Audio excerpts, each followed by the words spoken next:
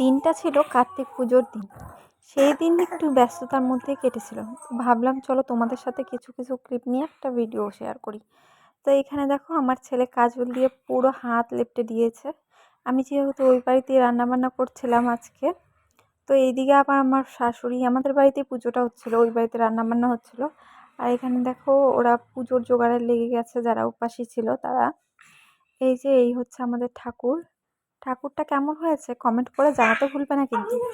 আর এইদিকে চলে এসেছিল আমার বোন, আর বোনের সাথে পাগলামি করছে আমার দুই ছেলে। এই যেখানে গুদলু শুয়ে শুয়ে দুষ্টুমি করছে, আর এখানে রাজ।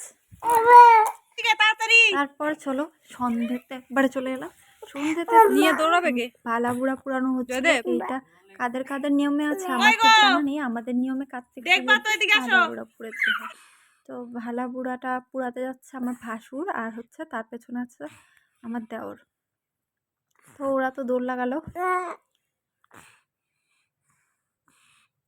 তো তারপরে সন্ধ্যেবেলাতে আমরা আবার উপাসীদের খাবার তৈরি করছিলাম। তো লুচি, সুজি আর হচ্ছে ছোলার ডাল এইসবই রান্না করা হয়েছিল। আমি আটা মইন দিচ্ছিলাম। তো তারপর আবার এদিকে একটু চলে এলাম পুজোর হালকা ক্লিপ নেব বলে।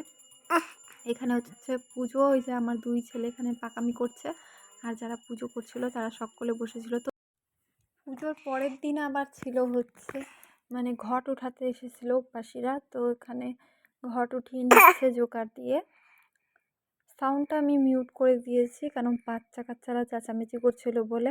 তো তারপর আমাদের পাশেই হচ্ছিল ভোগ খাওয়ানো পুজোর।